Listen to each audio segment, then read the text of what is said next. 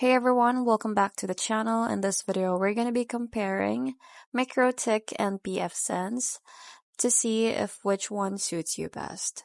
So let's start by knowing what is MikroTik. So it is a hardware and software based router solution, which is known for the router OS. So it offers routing, VPN, firewall, and hotspot.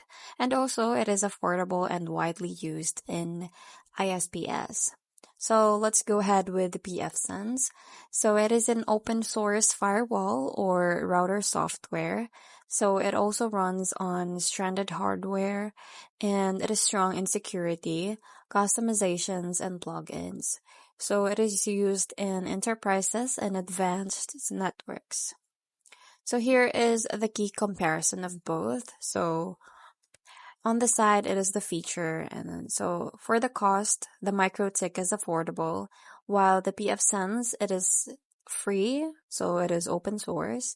And for the ease of use, the MikroTik is moderate, while the pfSense it is user-friendly GUI.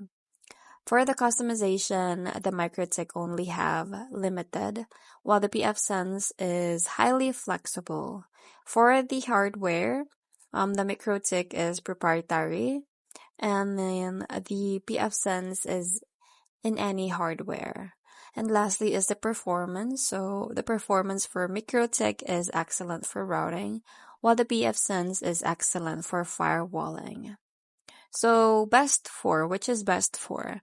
So MikroTik is best for ISPs, small businesses, routing focused setups, while the pfSense, it is security focused, enterprises, and the customization lovers.